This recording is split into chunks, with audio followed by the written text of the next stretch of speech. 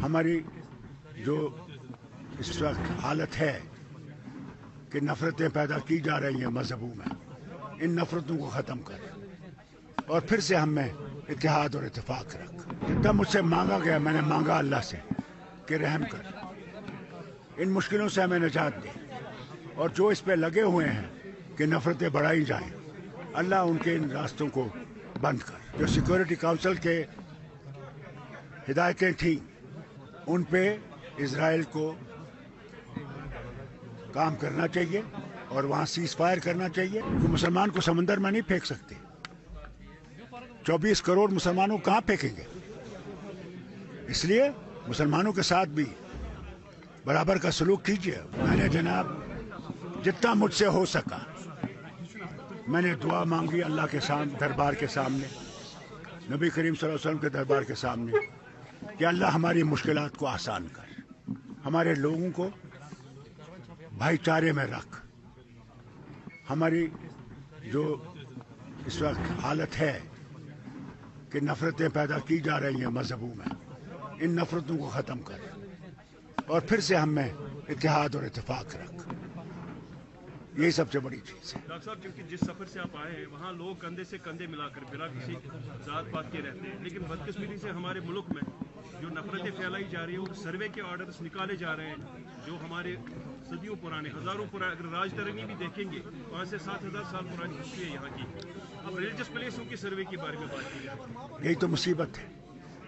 जितना मुझसे मांगा गया मैंने मांगा अल्लाह से कि रहम कर, इन मुश्किलों से हमें निजात दे, और जो इस पे लगे हुए हैं कि नफरतें बढ़ाई जाएं, अल्लाह उनके इन रास्तों को बंद कर।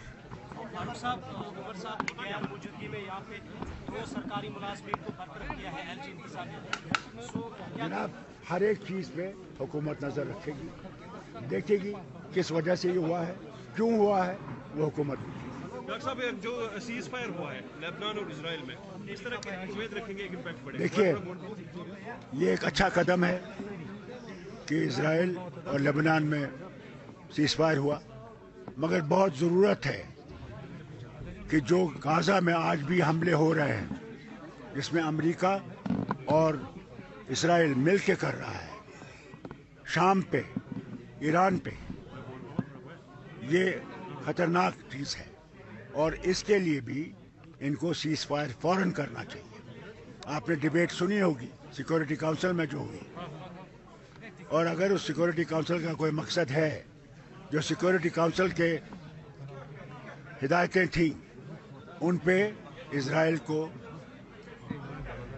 काम करना चाहिए और वहाँ सीज फायर करना चाहिए, और जो ह्यूमनिटेरियन एड है उसको आने देना चाहिए उन इलाकों में। संभल जैसा वाक़ा जब यहाँ हिंदुस्तान में होता है और साथ में एक मुक़द्दस दरगाह जो है अजमेर शरीफ, उस पर भी सवालिया निशान खड़े हो जाते हैं, तो एक मुसलमान अनसेफ फील कर रहा है इस टाइम अपने ही मुल्क में।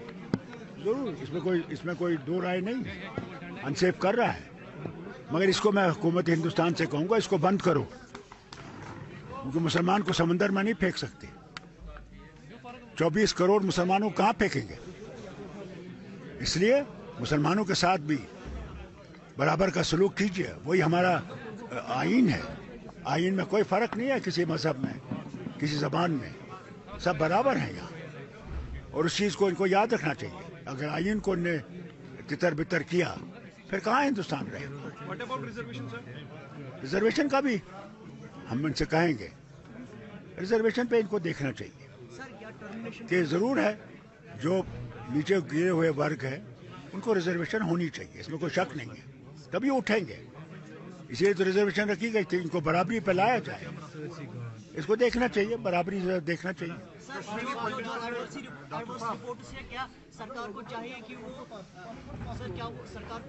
वो जो एलजी एडमिनिस्ट्रेशन है उनसे एक रिपोर्ट मांगे कि कितने लोगों के एडवाइजरी रिपोर्ट्स हैं, किन किन को अभी नौकरी से बाहर निकालने का उनने अपना प्रयास किया। ये सवाल आपको हुकूमत से करना चाहिए, उमर साहब से करना चाहिए।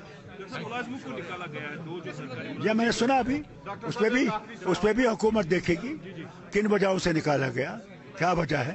ये कोई ऐसे नहीं निकाल सकते हैं, इसलिए देखा जाएगा इंशाअल्लाह।